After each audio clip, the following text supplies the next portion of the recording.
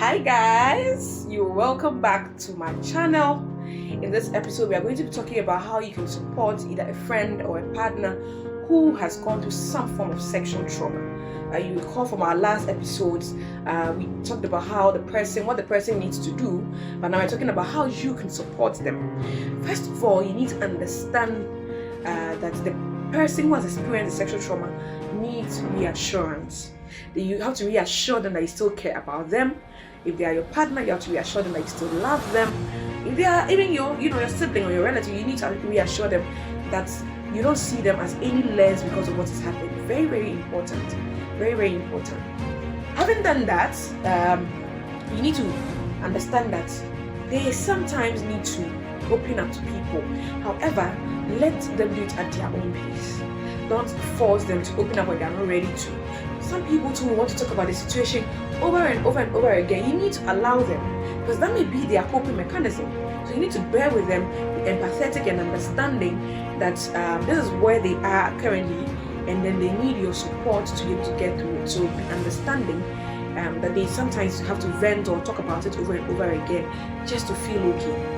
Now, having done that, you need to now encourage them to get help. Very crucial.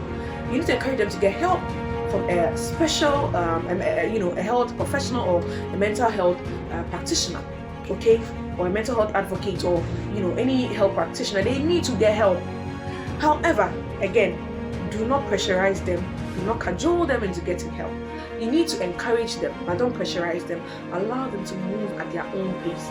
Because when you try to pressurize them, they may withdraw or cut you off, and then we lose the ability or the chance to help the person.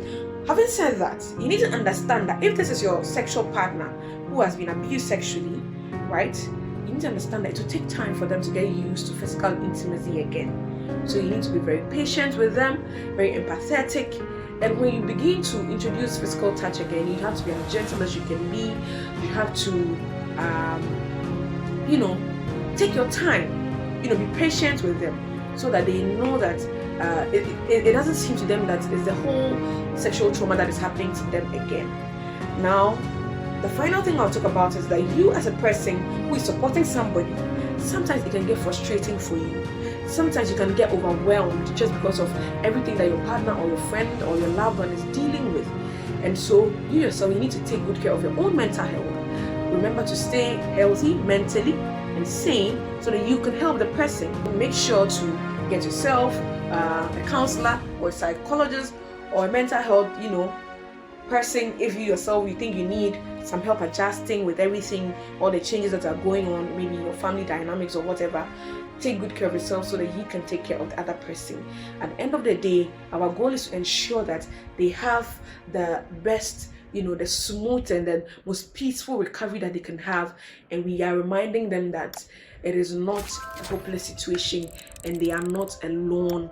They are seen and they are heard. I hope that this series of discussions on sexual trauma has been very helpful. I'll see you again in my next video, and until then, I would say bye. And I love you guys.